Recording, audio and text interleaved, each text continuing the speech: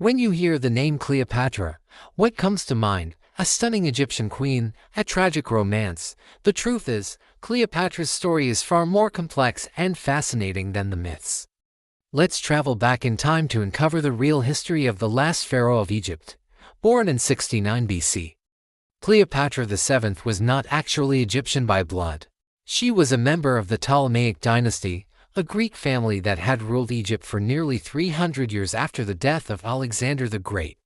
But unlike her ancestors, Cleopatra embraced Egyptian culture.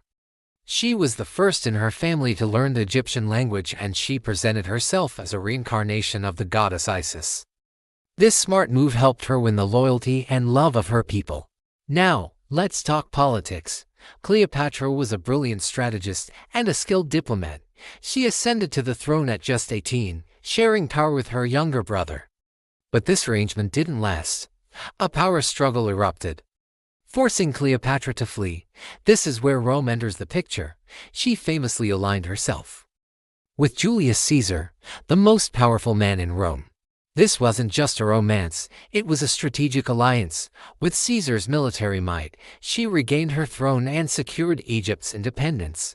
Their partnership produced a son, Caesarion, whom she hoped would one day rule both Egypt and Rome. After Caesar's assassination, Rome was thrown into chaos.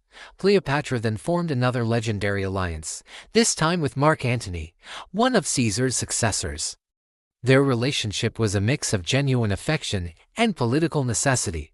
Together, they ruled the eastern half of the Roman world from Alexandria, envisioning a grand Hellenistic empire. But their ambition put them on a collision course with Caesar's heir, Octavian. The final showdown came at the naval battle of Actium in 31 BC. Cleopatra and Antony's forces were defeated, facing capture by Octavian. Antony and then Cleopatra chose to end their own lives rather than be paraded through Roman chains. Cleopatra's death marked the end of the Ptolemaic dynasty and the end of an independent Egypt, which now became a province of the Roman Empire. So, was she a seductive schemer or a savvy ruler? The answer is, she was both.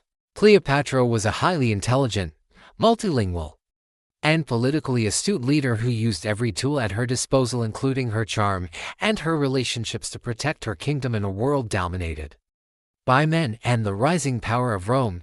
Her story is a timeless tale of power, ambition, and the fight to preserve a legacy. Thanks for watching.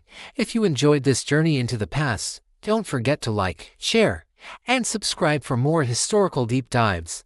See you next time.